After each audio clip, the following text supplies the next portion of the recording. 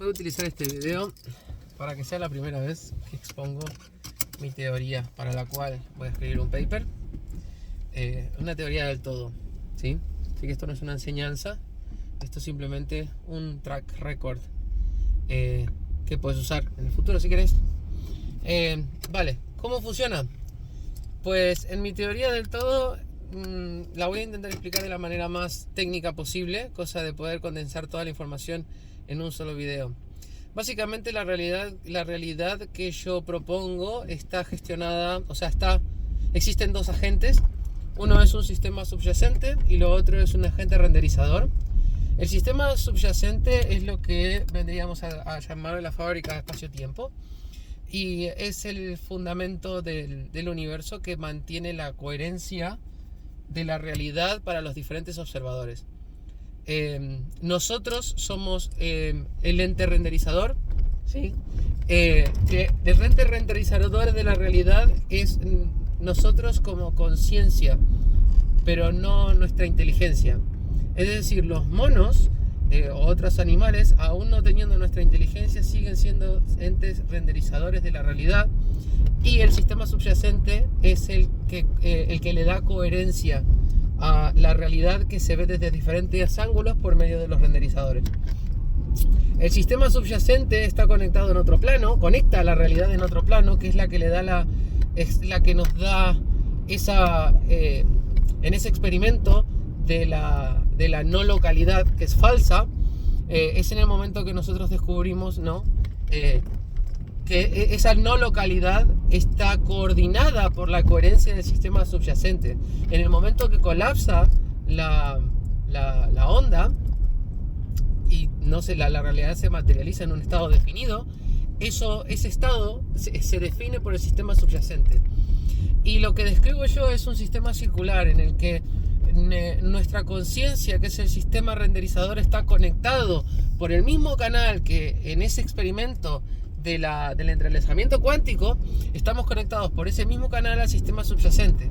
Por lo tanto, es un sistema cerrado, ¿no? En el que nosotros como conciencia, al estar conectados al sistema subyacente, es el sistema subyacente el que nos da la coherencia y el que nos dictamina el tiempo, que aún para nosotros nuestra experiencia sigue siendo normal, el sistema o continuo, y todos de alguna manera el tiempo corre a la misma velocidad. Esto es el sistema subyacente que de alguna manera nos actualiza. Y es aquí cuando podemos comenzar a poder explicar las diferentes partes. El tiempo, ¿sí? Vamos a empezar primero por lo que es la velocidad de cómputo. O sea, el sistema subyacente tiene una velocidad de cómputo que es equivalente a la velocidad de la luz. Y la velocidad de la luz es afectada por la masa. La masa viene a ser información. La condensación de información hace que el sistema subyacente tenga problemas de carga de cómputo, lo que hace que la velocidad de la luz sea más corta, o sea, sea menor en los sistemas en donde hay inferencia gravitacional, y la gravedad es una fuerza emergente, ¿sí?, de la carga de cómputo que hay en zonas particulares del espacio.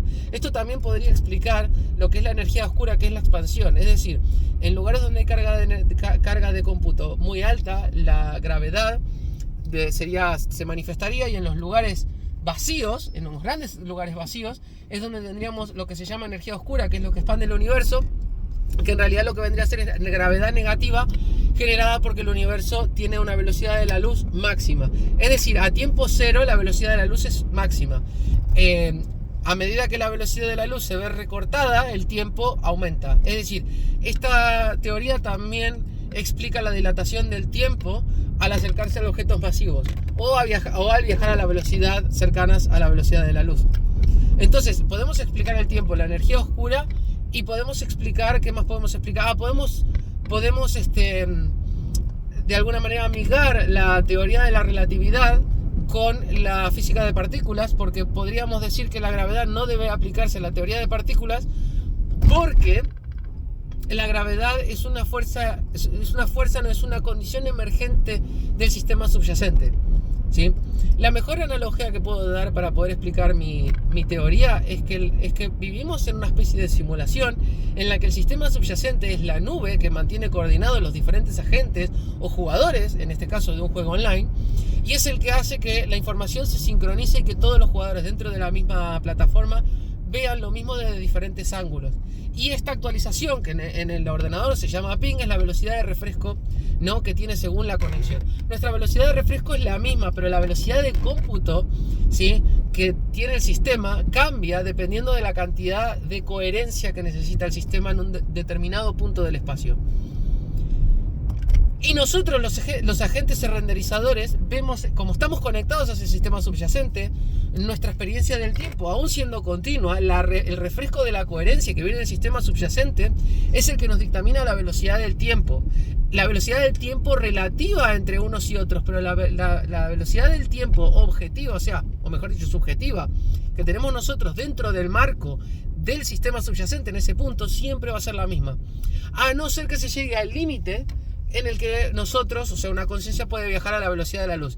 En el momento que nosotros podamos viajar a la velocidad de la luz, lo que ocurre es que el sistema subyacente ya no puede actualizar la coherencia del sistema, por lo tanto, se detiene. El tiempo se detiene. No solamente para el sistema subyacente, sino que para nosotros también, porque perderíamos la habilidad de poder renderizar. Es aquí una de las explicaciones de los agujeros negros. Los agujeros negros se podrían explicar con la misma manera. Y la destrucción de información dentro de un agujero negro, en realidad no es destrucción de información. En realidad lo que ocurre en el agujero negro es que en el momento que uno llega a la singularidad básicamente es un punto infinito de información en el que la carga de cómputo y la velocidad de cómputo se detienen completamente. Por lo tanto, ni siquiera la luz ni nada puede escapar de ello. Y ahí es cuando nosotros vemos, ¿no?, cuando alguien se acerca al horizonte de sucesos, un espectador externo vería que la persona de repente se detiene en el tiempo. Porque lo que ocurre es que el refresco del sistema subyacente se detendría al llegar al horizonte de sucesos. Pero para el que está afuera, esa actualización vendría de una manera, quedaría estática, porque el tiempo relativo entre los dos observadores sería cero. ¿Sí? La otra persona quedaría detenida en el tiempo al llegar al horizonte de sucesos. Como podés ver en esta teoría, podemos explicar absolutamente todo, incluso la curvatura del espacio-tiempo. En la fábrica, como decía Einstein, que el espacio se curvaba y lo que hacía curvar el tiempo, en realidad lo que ocurre es que la carga de cómputo y la velocidad de cómputo, en un lugar donde la masa, la información está condensada, la carga de cómputo genera una desaceleración de la velocidad de cómputo y de la coherencia que puede dar el sistema subyacente, lo que hace que el tiempo converja. Sí, lo que hace que el tiempo se ralentice, como en un videojuego cuando los frames por segundo bajan. Entonces, al bajar los frames por segundo, lo que ocurre es que no es que el espacio se curva, sino que la trayectoria del tiempo tiende a cero. ¿Sí? Tiende a cero. El tiempo es el que tiende a cero. Y en el núcleo, por ejemplo, en el núcleo de las masas como en el de la Tierra, cuanto más cerca estás de esta masa de información, el tiempo va más lento. El tiempo termina curvando lo que nosotros llamamos espacio, ¿no? Pero en realidad el espacio, en el espacio que nosotros experimentamos, es un plano realmente, porque es el sistema subyacente el que está manteniendo la coherencia de ese espacio en el que nosotros estamos. Y yo diría que son dos planos totalmente distintos. Nosotros los experimentamos como algo tridimensional, pero no necesariamente tendría que ser así. Entonces, con esta teoría se puede explicar muchísimas cosas. Hay tres fallos. Primero, el primer fallo es tener que explicar que hace falta un observador para poder colapsar la onda, que esto no se ha probado que sea así, pero esta teoría que yo tengo aparentemente requeriría de algo similar, pero porque ausencia, mi teoría, al igual que todas, falla en el mismo lugar, de momento, porque no hay un experimento que nos pueda decir lo contrario. Y luego tenemos otros dos problemas dentro de la teoría, y es que tendríamos que describir lo que es el sistema subyacente, dar un marco experimental para poder probarlo.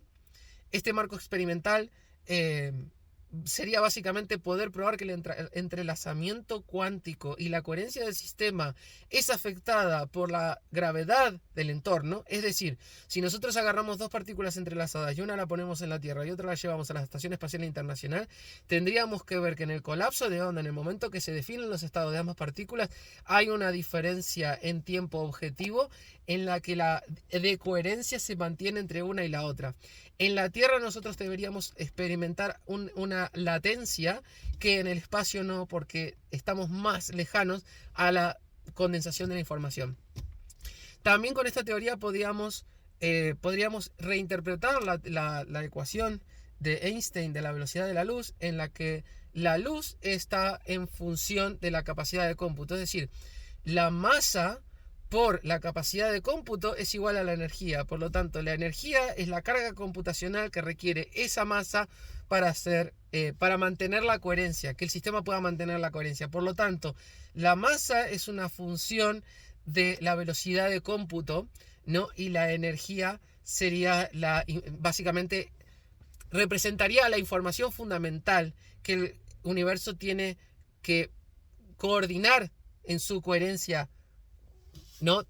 Para los diferentes observadores. ¿Qué más podríamos reinterpretar? Podríamos decir que el universo es un sistema autodefinido, es decir, el sistema subyacente, al igual que ocurriría en un ordenador, lo que hace es coordinar la coherencia entre los diferentes renderizadores.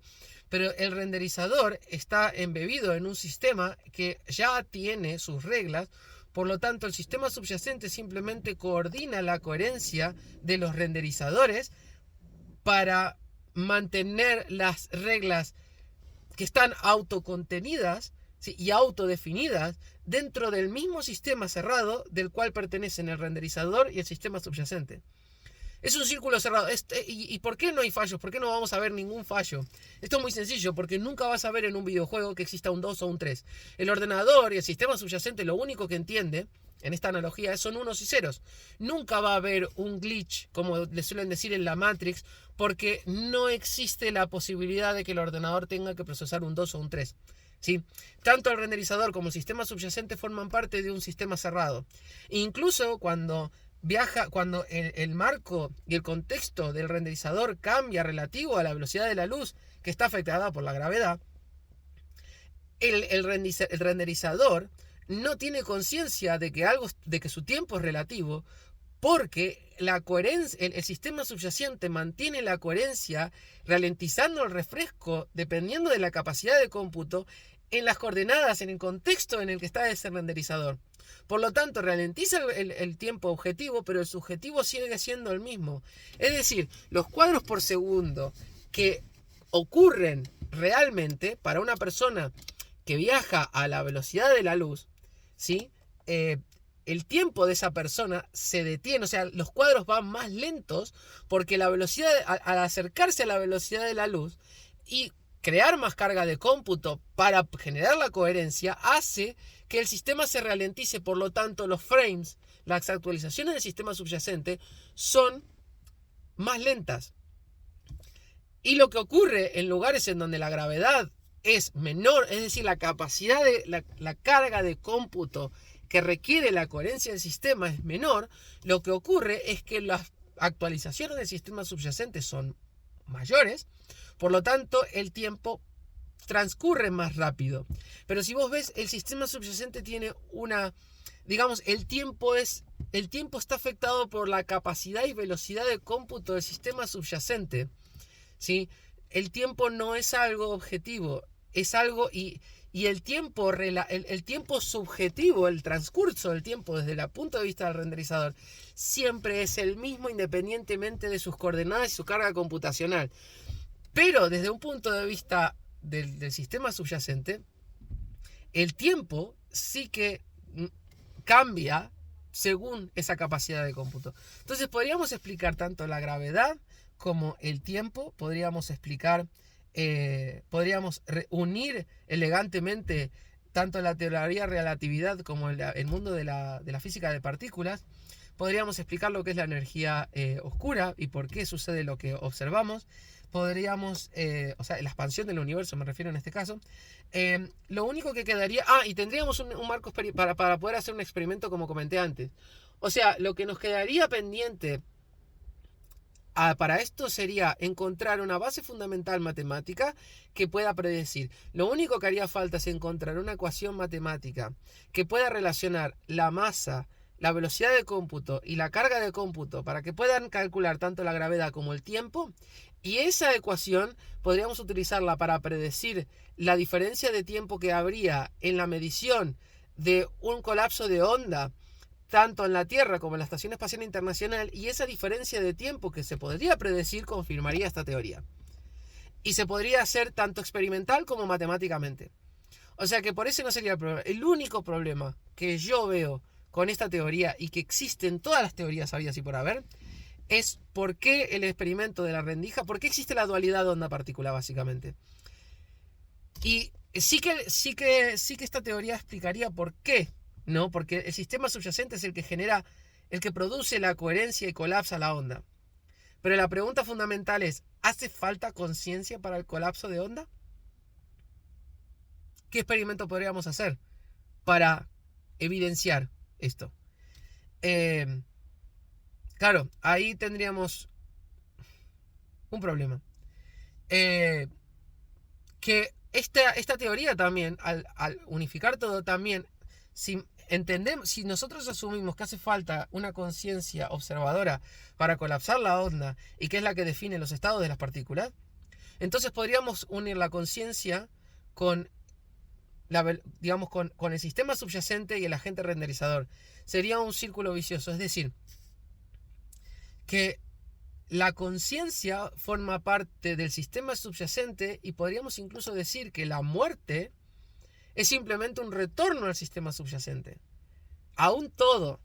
Es como cuando un personaje muere en un videojuego, no vuelve a la memoria RAM, a la CPU, a la GPU o al disco duro. Vuelve al sistema subyacente, que es el que genera la coherencia en el videojuego. ¿Sí? Y también podríamos inferir, si esto fuera así, que la conciencia es independiente de la inteligencia. Es decir, que los seres renderizadores, o cualquier ente renderizador, es como si fuera cualquier cantidad necesaria de conciencia es útil para que el sistema subyacente necesite colapsar la onda y definir los estados. El de una hormiga, el de un mono o el de un ser humano. Y la diferencia es que los seres humanos tenemos una inteligencia suficiente como para entender que hay una disociación entre la conciencia y la inteligencia. Y que nuestra inteligencia, forma parte de un plano del cual no forma parte la conciencia. Por eso los seres humanos somos más que la suma de nuestras partes. Y que la conciencia no parece un proceso emergente de la inteligencia. Que esto hoy se podría probar. Podríamos también afirmar que si la inteligencia artificial es más inteligente que los seres humanos y eso no ha constituido conciencia, por lo tanto, una cantidad crítica de inteligencia no constituye conciencia. Por lo tanto, la conciencia está disociada de la inteligencia. Entonces esto nos lleva a pensar que los cuerpos que nosotros utilizamos en este universo son simplemente terminales de un sistema subyacente que contenemos una cierta cantidad de conciencia, que incluso la mínima necesaria es útil para colapsar la onda, pero que en nuestro caso particular nuestra conciencia es especial, o mejor dicho, nuestra condición de ser humanos es especial, porque tenemos la cantidad justa, necesaria de inteligencia para entender que somos conscientes. Y la conciencia como elemento conectado a este mundo material físico. Esto explicaría las experiencias cercanas a la muerte. Esto tendría un símil con las religiones. Podría explicar lo que es el alma realmente. Y podría darnos una idea de cómo nuestra conciencia interactúa como renderizador de la realidad, provocador del colapso de onda, y el colapso de onda como la coordinación y la coherencia inyectada de alguna manera por el sistema subyacente para mantener una realidad coherente a todos los renderizadores, y al mismo tiempo ese sistema subyacente sea la fuente de nuestra propia conciencia. y todo conectado en un plano paralelo a la realidad que vemos, y que estaría confirmado con experimentos este plano, a nosotros encontrar que la no localidad es falsa. O sea, que podría existir incluso una prueba de que este es un círculo cerrado. Conciencia terminal, sistema subyacente. Y el tema de que el universo es plano, de alguna manera, tendría sentido porque el sistema subyacente, en mi cabeza, en mi imaginación, es un sistema que es como el videojuego. El videojuego en realidad es plano. Nosotros tenemos la percepción de profundidad en un videojuego, pero en realidad es plano. Y el sistema subyacente mantiene la coherencia en una realidad tridimensional, pero porque el renderizador la hace tridimensional. El sistema subyacente no. El sistema subyacente entiende cómo interactuar con una realidad tridimensional interpretada, pero no así debe ser así, ¿no? Y que la realidad sea, o sea, que el universo sea plano en este sentido, nos ayuda a entender también la cantidad de información acumulada. Porque en un sistema tridimensional sería difícil acumular, pero en un sistema bidimensional sería fácil. Esto todavía no lo tengo tan claro. Pero en mi cabeza entiendo de que no hay algo conectado a dos puntos en un sistema tridimensional que no respeta el espacio-tiempo. Está en otro plano. Está en otro plano. Y se podría experimentalmente comprobar que existe otro plano que da la coherencia y el entrelazamiento de partículas. Spooky Action es lo que nos ayudaría a descubrir esta realidad. Tengo que hacer un paper más concreto y tengo que utilizar porque incluso la gravedad se incrementa con el cuadrado de la distancia. Pues podríamos también decir, vos fíjate que hasta en los cálculos, que la capacidad de cómputo, la carga de cómputo, disminuye con el cuadrado de la distancia, porque la gravedad es el resultado de la carga de cómputo. Y la velocidad de cómputo es la velocidad de la luz. Y cuando la luz se curva en la presencia de gravedad, estamos siendo espectadores de cómo la velocidad de cómputo se ve afectada por la carga de cómputo que termina emergiendo en una curvatura del tiempo que termina haciendo curvar, como quien dice, el espacio y genera esta curvatura. Es una teoría, ¿cómo te digo?, osada, pero veo una representación matemática, una reinterpretación matemática de las fórmulas que tenemos. Veo una explicación elegante de cómo unir tanto la conciencia como la realidad, el tiempo, la gravedad y la cuántica. Y incluso veo formas experimentales de probar que esto es así. Y esto, de ser así, ampliaría nuestro horizonte científico, pero abriría la puerta, ¿no?, de el sistema subyacente. Cualquiera que sea quien esté manteniendo un sistema subyacente o el creador de ese sistema subyacente es Dios. Es lo más cercano a la representación de Dios. La conciencia sería lo que llega al terminar, sería el alma. Y el alma, al volver al sistema subyacente, explicaría las experiencias cercanas a la muerte. Y que la muerte realmente no existe. Es simplemente que abandonamos este terminal en este mundo. Y eso daría sentido a que hay algo fuera, hay algo en otro plano. Nos explicaría esto. La pregunta del millón sería, ¿por qué? ¿Y quién es? Y podríamos identificar el sistema subyacente, explicarlo como un sistema informático altamente capaz y avanzado, computacional.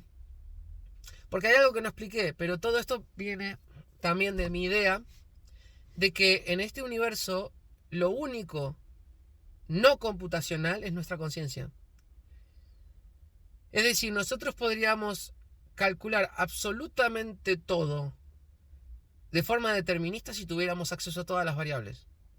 Podríamos tirar una piedra y saber exactamente en qué lugar va a estar, cuándo, qué gravedad le va a afectar absolutamente todo. Si tuviéramos acceso a las variables, podríamos hacer un cálculo perfecto. O sea, podríamos reproducir este universo si tuviéramos todas las variables. Las variables serían muchísimas, pero son finitas. Y las reglas de este universo parecen seguir leyes matemáticas.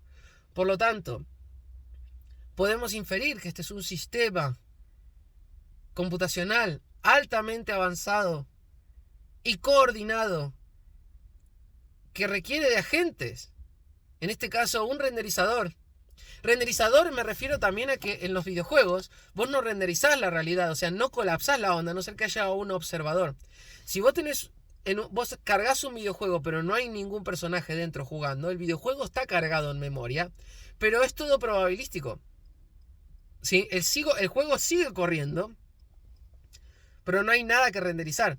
Esto no significa que los árboles no se caigan, o que el universo del videojuego no siga creando aleatoriedad en el universo, como si fuera un videojuego tipo GTA. Pero si no hay renderizador, no hay colapso de onda, ¿sí? En el momento que hay un renderizador, es el momento que la realidad colapsa y es que el sistema subyacente, en este caso el ordenador, tiene que comenzar a generar coherencia para que uno o varios personajes dentro del mismo videojuego vean la misma realidad coordinada, coherente. Y ahí es cuando la capacidad de cómputo empieza a estar afectada y la velocidad de cómputo para poder generar coherencia a los observadores, a los renderizadores. Entonces, tenemos, creo, una conexión en todo esto. Y de alguna manera yo no quiero entrar en definiciones de simulación y ciencia ficción, pero sí que de probarse esto, quedaría claro que eso estamos vivimos en un sistema computacional dentro del cual el sistema que mantiene la coherencia respeta las leyes computacionales del universo autodefinido, pero tanto el sistema subyacente como nuestra conciencia, que son parte de lo mismo, no forman parte de un sistema computacional. Esto es como cuando jugás a un videojuego, el personaje del videojuego y todo el universo del videojuego y digamos la conexión en la nube y el ordenador que renderiza, todo es computacional, excepto la persona que está al teclado. La persona que está manejando al avatar dentro del videojuego es consciente. Y esa conciencia que está inyectada dentro del videojuego no forma parte de todo el sistema computacional que es el que crea la realidad paralela dentro del videojuego. Y aquí estaríamos enfrentando lo mismo. Nosotros somos un terminal conectado y la conciencia nuestra no es computacional. No vamos a encontrar nunca. Dos cosas podemos probar de esto. La inteligencia artificial puede ser increíblemente inteligente, pero nunca va a ser consciente. Nunca. Y lo otro que podemos inferir acerca de esto es que la conciencia no emerge de procesos en nuestra mente, sino que nuestra conciencia está conectada de forma cuántica, podría decirlo, por el mismo efecto que conectamos las partículas en un experimento de entrelazamiento cuántico.